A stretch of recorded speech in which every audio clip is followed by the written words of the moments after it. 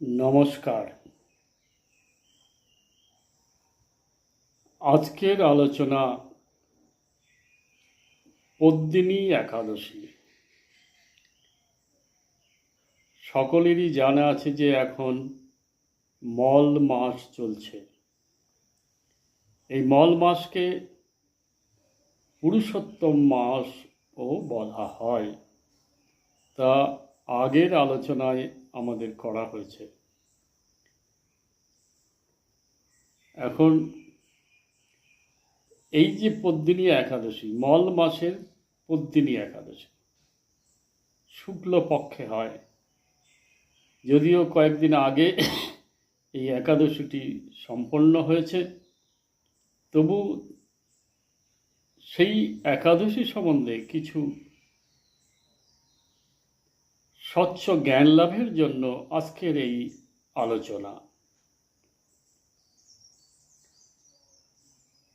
এবার একটা সুন্দর জিনিস আমাদের সামনে উঠে আসবে, তা হলো মল মাসে পদ্মিনী একাদশী। আগের দিনই আলোচনা হয়েছে মল মাস মানে, মল মানে নোংরা, মল মানে মলিন, এক কথায় মল মানে পাক। পাকে পদ্মফুল কীরকম? পদ্মিনী শব্দটি বিশ্লেষণ করলে পাওয়া যায় পদ্মযুক্ত ইনি। পদ্ম মানে আমরা জানি পদ্ম ফুল, আর ইনি মানে যুক্ত বা যুক্তা। যিনি পদ্মের সঙ্গে যুক্ত বা যুক্তা তিনি হলেন পদ্মিনী। সনাতন ধর্মের লীলা অনুসারে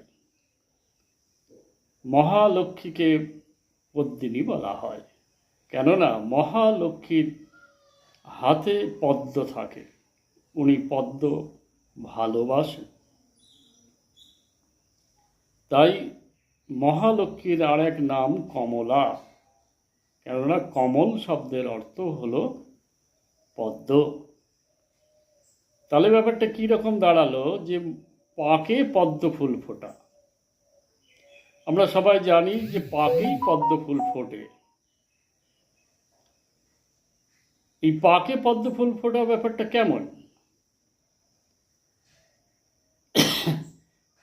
কেননা আমরা জানি পাকের মধ্যে পদ্ম গাছ জন্মে, এবং সেই পদ্মের কতগুলি বিশেষত্ব রয়েছে। প্রথমত, তার সেই গাছে পাক লাগে না, জল লাগে না। পদ্ম পাতায় আমরা জানি জল দিলে সরে যায়, এতটুকু গায়ে লেগে থাকে না।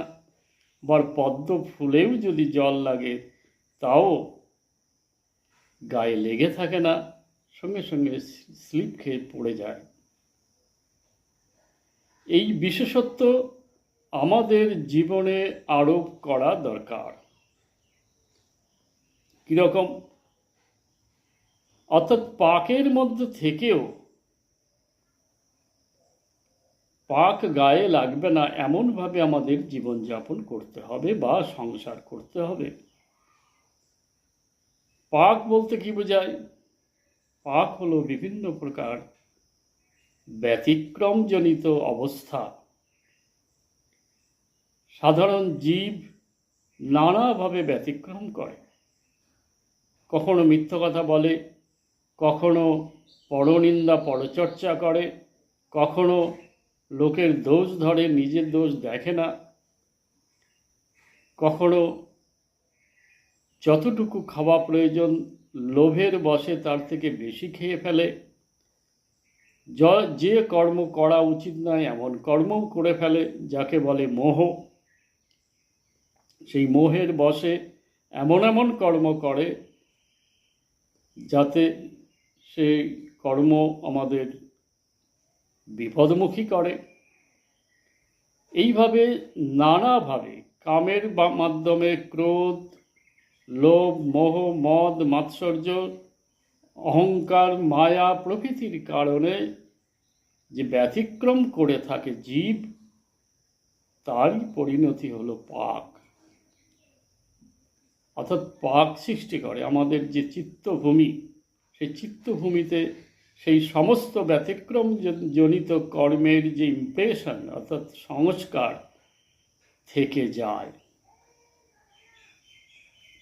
তাই জীব অল্প অল্প করে ব্যতিক্রম করতে করতে একটা সময় সে দেখতে পায়, যখন তার মানুষ হওয়ার ইচ্ছা জাগে, যখন তার মনকে বিশুদ্ধ করার ইচ্ছা জাগে, তখন সে বুঝতে পারে যে তার চিত্তভূমি ডাস্টবিনে পরিণত হয়ে গেছে, পুঁতিগন্ধময় হয়ে গেছে। এবার কথা হলো, সেই অবস্থায় জীব আর নিজেকে ধরে রাখতে পারে না, নানাভাবে যেমন ব্যতিক্রম করে, তেমনি সেই ব্যতিক্রমজনিত কর্মফল ভুগতে গিয়ে কষ্ট পায়। সেই কষ্টে কান্নাকাটিও করে। তাই আমাদের সাধন ভজনের একটা বিশেষ অবস্থায় আমাদের এমনভাবে চলতে হবে, সংসারে এমনভাবে চলতে হবে, সংসারের কোনো কিছুই গায়ে লাগবে না। অর্থাৎ নির্লিপ্তভাবে জীবনযাপন, নির্লিপ্তভাবে সংসার প্রতিপালন। সংসারের সমস্ত কর্মই করা হবে, অর্থাৎ যা প্রয়োজন তা গায়ে লাগবে না, নির্লিপ্তভাবে। যেটা শ্রীরামকৃষ্ণ বলতেন, পাকাল মাছের মতো সংসারে থাকতে হয়। পাকাল মাছে কাদায় থাকে পাকাল মাছ, কিন্তু গায়ে লাগে না। অর্থাৎ যেটা রবীন্দ্রনাথ বলেছিলেন, সহস্র বন্ধন মাঝে লোভিব মুক্তির স্বাদ। এইভাবে অনেকেই এরকম বলে গেছেন। এই পদ্মিনী একাদশীর মধ্যে এই মেসেজটাই দেওয়া হচ্ছে যে নির্লিপ্তভাবে সংসার করো। যেমন পদ্ম পাতায় বা পদ্ম ফুলে যেমন জল লাগে না, পাক লাগে না, অথচ সুন্দরভাবে পরিস্ফুটিত হয়ে মানুষকে আনন্দ দেয়, মানুষের মন মোহন করে, ঠিক তেমনিভাবে সংসারে নির্লিপ্ত থেকে সংসার প্রতিপালন করতে হবে। সংসারে যার যার পাওনা মিটিয়ে দিতে হবে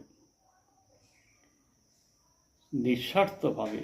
এই কথাটা বারবার বলা হচ্ছে, কেননা এটা আমাদের মনে রাখতে হবে, যেখানেই স্বার্থ সেখানেই ব্যতিক্রম তৈরি হয়ে যায়, আর সেই ব্যতিক্রম থেকে যে যার যার পাওনা মেটানো সম্ভব হয় না। নির্লিপ্ত আরেকটা শব্দ এখানে যুক্ত হওয়া দরকার, সেটা হচ্ছে অসঙ্গ। অসঙ্গ মানে আসক্তিহীন অবস্থা, অর্থাৎ কোনো কিছুর প্রতি অন্তর থেকে আসক্তি না রেখে যে কর্ম বা জীবনযাপন, তাকেই বলছে অসঙ্গ অবস্থা। অসঙ্গ কেমন? যেমন যখন বৃষ্টি হয়, আকাশ বেয়ে বৃষ্টি নেমে আসে, কিন্তু আকাশের গায়ে জল লাগে না, অর্থাৎ আকাশ ভেজে না। সূর্যরশ্মি জলের মধ্যে পড়ে, জলের মধ্যে প্রবেশও করে, কিন্তু সূর্যরশ্মি ভেজে না, অর্থাৎ জল তাকে ভেজাতে পারে না। এই যে আলো রয়েছে ঘরে, এই আলোর মধ্যে কত ধুলোবালি ঘুরে বেড়াচ্ছে, কিন্তু আলোর গায়ে লাগে না। এইভাবে নানান উদাহরণ রয়েছে। সেই অবস্থা দেখে বা সেই অবস্থা বুঝে আমাদের এমনভাবে চলতে হবে, কোনো কিছুই যাতে আমাদের আসক্ত না করতে পারে। আমাদের অন্তর, আমাদের মন যেন কোনো কিছুতে জড়িয়ে না পড়ে। এইভাবে সংসার করলে সে আনন্দে জীবনযাপন করতে পারে, তার মধ্যে সর্বদা শান্তি বিরাজ করে। এটাই হলো মল মাসে, অর্থাৎ মলিন অবস্থার মধ্যে থেকেও পদ্মিনী একাদশী ব্রত করা সম্ভব, বা পদ্মিনীর একাদশীর যে মাহাত্ম্য বা তত্ত্ব বা উদ্দেশ্য, সেই জায়গায় আমাদের পৌঁছানো দরকার। এই অবস্থায় পৌঁছালে মনের যে বিশুদ্ধতা তৈরি হয়, বুদ্ধির যে বিশুদ্ধতা তৈরি হয়, তার থেকে মহা আনন্দে বিচরণ করা যায়। পদ্ম ফুলের মতো সর্বক্ষেত্রে অসঙ্গ থাকা যায়, নির্লিপ্ত থাকা যায়। এই হলো মল মাসে পদ্মিনী একাদশীর তত্ত্ব বা পদ্মিনী একাদশীর আধ্যাত্মিক বিশ্লেষণ। সংক্ষেপে এখানে বলা হলো, এটাই যথেষ্ট, কেননা আমাদের পরিধি কম, আমাদের সময় কম। অতএব আজকের মতো আলোচনা এখানে শেষ হলো। সকলে শান্তিতে থেকো, সুস্থ থেকো এবং আনন্দে থেকো। নমস্কার।